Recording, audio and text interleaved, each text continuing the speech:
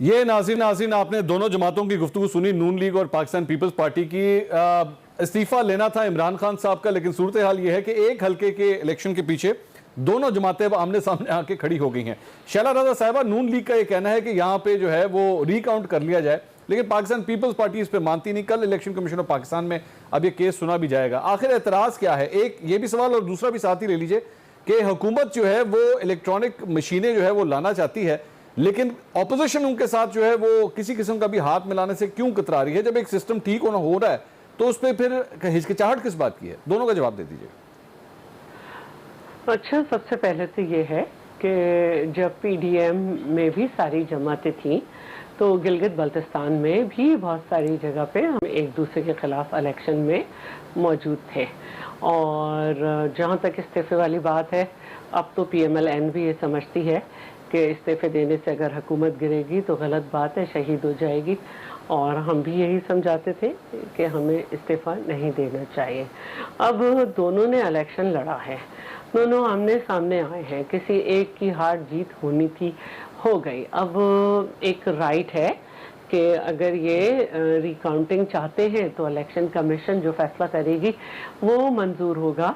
और अगर आगे भी इन्होंने कोई सबूत पेश किए तो जो इलेक्शन कमीशन ने कहा है, हम जो इलेक्शन कमीशन डिसाइड करेगा हम उसे मंजूर करेंगे।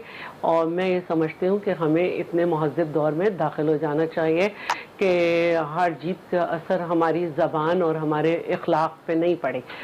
एतराज़ है, समझते हैं कि बेईमानी हुई है, रिकाउंटिंग करा लें। अगर जो चीज़ सबूत पेश कर सकते हैं उसके बाद इलेक्शन कमीशन जो फैसला करे, रिपोलिंग, वो भी करा लें। कोई इतनी बड़ी बात नहीं है कि जिसकी वजह से मैं समझती हूँ कि गर्मा गर्म बयान दिए जाएं और एक दूसरे के खिलाफ बात की जाए। पाकिस्तान की सियासी जमातों को मैच्योर होके आगे की तरफ देखना चाहिए।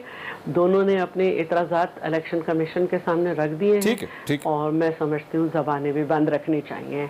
अब हम आ जाते हैं इस्लाहात की तरफ। पाकिस्तान पीपल्स पार्टी के ज़माने में आसिफ अली जरदारी साहब ने चाहा था कि इलेक्ट्रॉनिक वोटिंग का सिस्टम इंट्रोड्यूस कराएं और दो कोई कॉन्स्टिट्यूंसीज़ को पायलट प्रोजेक्ट के तौर पर भी लिया था, लेकिन फिर वो बात आगे नहीं बढ़ी। हुकूमत अगर ये समझती है कि वो कोई लेजिस्लेशन के थ्रू वो कोई रिफॉर्म्स लाना चाहती है तो उसके लिए हम हर वक्त तैयार हैं। और सिर्फ इलेक्शन रिफॉर्म्स ही नहीं, जो भी वो कोई ऐसी बात करें जिससे हम समझें कि आवाम को, पाकिस्तान को आने वाले दिनों में उससे फ़ायदा होगा, हम तैयार हैं। और बेहतर यही होगा कि तमाम पॉलिटिकल पार्टी से मिलकर कमेटी बनाई जाए, बजाय इसके कि कोई ऑर्डिनेंस आए या कुछ आए और उनके पहले कोई अगर सजेशंस भी हैं उनको डिस्कस भी किया जाए असेंबली में और फिर एक कमेटी बनाकर उसको टाइम दें। और अभी हमारे पास टाइम भी है और मैं भी ये चाहूँगी कि 249 जो है उसमें बहुत सारे फैक्टर्स हैं।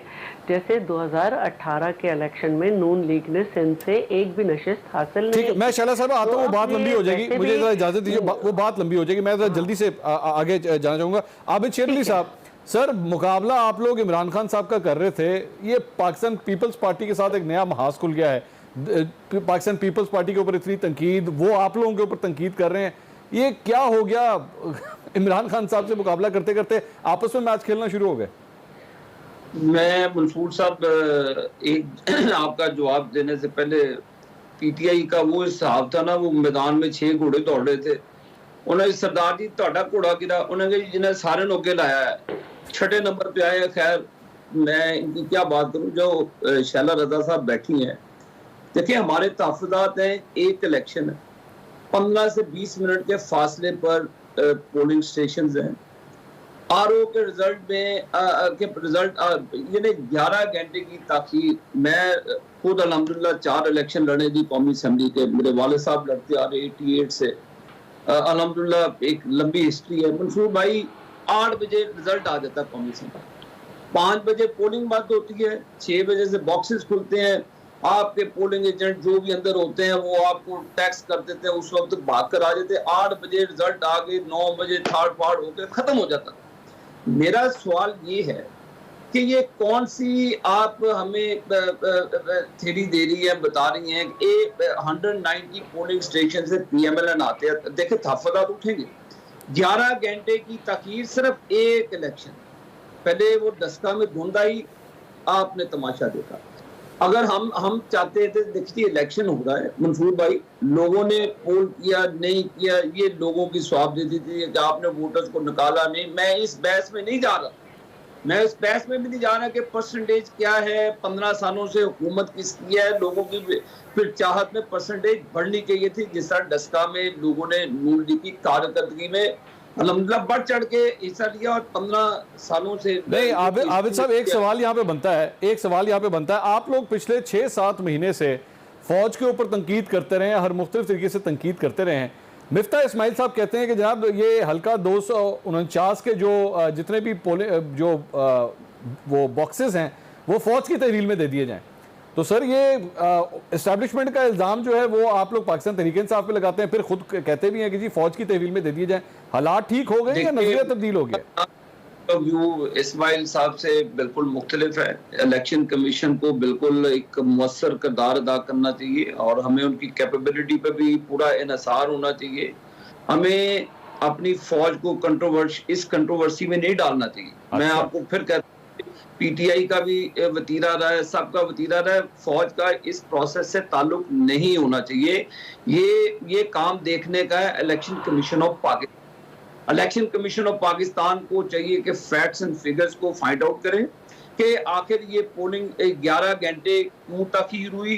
अगर ये देखें मंसूर भाई, ये हालात अभी हैं कि जनरल इलेक्शन में क्या होगा, तो लोग तो एक दूसरे जनरल इलेक्शन में क्या होगा, इसी पे ब्रेक के बाद जनरल इलेक्शन के हवाले से ही हुकूमत ये चाहती है कि इलेक्ट्रॉनिक वोटिंग के हवाले से जल्द अज जल्द लेजिस्लेशन हो ताकि ये मामला हमेशा के लिए खत्म हो जाए। क्या हुकूमत सोच रही है, बात करेंगे डॉक्टर साहब से एक ब्रेक के बाद। हमारे साथ रहिएगा।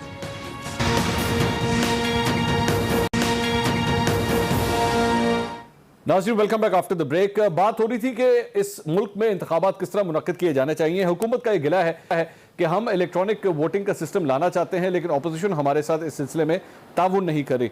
डॉक्टर साहब, आपके ख्याल में इसकी एक बहुत बड़ी वजह ये नहीं है कि अपोजिशन के साथ दरअसल में हुकूमत के आपस में कोई ब्रिज का काम नहीं हो रहा है? इतनी ज़्यादा दोनों साइड से पोलराइजेशन हो चुकी है कि किसी किस्म की अच्छी चीज़ भी लेजिस्लेट हो ही नहीं पा रही।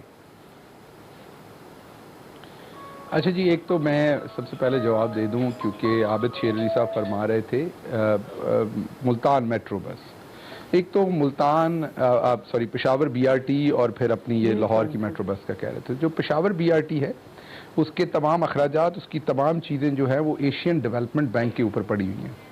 और लाहौर, मुल्तान और रावलपिंडी की मेट्रो का रिकॉर्ड कहाँ है वो किसी को पता नहीं है, गुम हो गया हुआ है, छुपा लिया गया। वो आपको पता है क्या होता है। दूसरी लॉजिक, जब पब्लिक पॉलिसी को आप भी समझते हैं, मैं भी समझता हूं, पब्लिक पॉलिसी में जो डिसीजन मेकिंग होती है वो इस रैशनल पे होती है कि आप जो भी टैक्स पेयर्स का पैसा खर्च करते हैं उसमें से आम पब्लिक को उसका बेनिफिट कितना आता है। अगर हम मुल्तान, लाहौर, रावलपिंडी और इस्लामाबाद की टोटल तीनों शहरों की आबादी इकट्ठी कर लें तो ये 2 करोड़ से ज़्यादा आबादी हो जाती है तकरीबन तीनों शहरों की। 2.25 करोड़ के करीब आबादी है। और राइडरशिप कितनी है इन तीनों मेट्रो के ऊपर? इनके ऊपर 1 लाख, तीनों मेट्रो को अगर इकट्ठा करें तो जो रोजाना पैसेंजर उस पर सफर करते हैं वो 1,70,000 पैसेंजर तीनों मेट्रोज के ऊपर डेली सफर करते हैं। अब हम पेशावर मेट्रो की बात कर रहे हैं, माजरत से वो टॉपिक कहीं इधर चला जाएगा। मैं इस पे आपकी बात, आप लोग बड़ी एक अच्छी चीज कर रहे हैं। बस आखिरी बात करने लगा जी, मैं आखिरी बात करने लगा। पेशावर बीआरटी जो है मंसूर भाई, पेशावर बीआरटी जो है, सर डॉक्टर साहब की जरा बात सुनने सर जी, पेशावर बीआरटी जो है उसकी पेशावर की टोटल आबादी 40 लाख है और सिर्फ अकेली बीआरटी की जो राइडरशिप है वो 1,75,000 राइडर्स है पर डे। ठीक है। उन तीनों शहरों के 1,70,000 और इसके 1,75,000 और उन तीनों बीआरटी जो मेट्रोज हैं मिला के जो शरीफों ने बनाई हैं 12 अरब की सब्सिडी मीन घाटा नुकसान पंजाब हुकूमत को उठाना पड़ता है। तो ये तो इनकी दिमाग था, ये तो इनके हालात थे, ये तो इनकी समझ थी। अब आते हैं हम इलेक्शन रिफॉर्म की तरफ। देखें, जब भी इलेक्शन होता है कहीं पे भी ये दोनों पार्टीज, इवन जब पाकिस्तान तहरीक इंसाफ नहीं भी थी सीन के ऊपर, तो ये आपको पता है लेट 80s 90s से ये धांधली के एक दूसरे पे इल्जामात और लड़ते आए हैं। हम ये कहते हैं कि आए इस इलेक्शन के प्रोसेस को, आज भी वक्त है, इसको फ्री एंड फेयर करें। जो पूरी महज़ब दुनिया में जो सिस्टम्स हैं, इलेक्ट्रॉनिक वोटिंग है या दूसरे सिस्टम्स हैं, जो उन पे आए, बैठकर बात करें। जब इनको बुलाते हैं पहला काम करते हैं उस पे एनआरओ मांगते हैं। ये एंगेज होने को तैयार ही नहीं बगैर एनआरओ के। तो हमने तो इलेक्शन रिफॉर्म करनी है, ये आ जाएंगे बहुत अच्छी बात है। नहीं आएंगे, जो इंटरनेशनल ट्रांसपेरेंट पॉलिसीज दुनिया में इंप्लीमेंटेड हैं, वो पाकिस्तान तहरीक इंसाफ की हुकूमत जो है उसका ये अवाम से वादा है। हमने ओवरसीज पाकिस्तानियों को भी वोट का हक देना है, हर सूरत देना है अगले इलेक्शन में। सर इसका एक डॉक्टर साहब इसका एक हल है सर। अब तो मेरे भाई आबिद शेर अली भी ओवरसीज पाकिस्तानी है पिछले 5 साल से, तो इनको भी वोट का हक मिलना चाहिए। तो एक तो इनको वोट का हक देना है हर सूरत आबिद शेर अली साहब को, और दूसरा हमने हर सूरत इलेक्शन रिफॉर्म करनी है, ये चोरी चकारी खत्म करनी है। ठीक जी, आबिद शेर अली साहब। डॉक्टर साहब नसन नहीं देना थानू, ये मैं दस दिया। बात ये है पप्पू भाई, ये पता नहीं, यही तो मसला है कि ये कौन सी अदादो शुमार पे चल रहे हैं। लाहौर के पैसे सर वो कह रहे हैं आप लोग एनआरओ मांग लेते हैं ना, जब कोई बात करने लगते हैं एनआरओ मांगते हैं। एनआरओ किसका? एनआरओ दे के गया साकिब निसार अलीमा खान को, एनआरओ इन्होंने दिया जहांगीर तरीन को, एनआरओ इन्होंने दिया अलीम खान को। ये तो खुद एनआरओ की पैदावार है। मेरे साथ ये भाई, आप मुझे ये कभी आपने सवाल पूछा, कभी बसों पे ले जाते हैं, कभी किसी, क्योंकि इनके पास जवाब नहीं है। 45 रुपए की चीनी 110 रुपए पे मिल रही है, इनके पास जवाब नहीं है। 15 रुपए किलो का आटा 35-40 रुपए में मिल रहा है, इनके पास जवाब नहीं है। चले फिर मैं प्रोग्राम खत्म कर देता हूँ।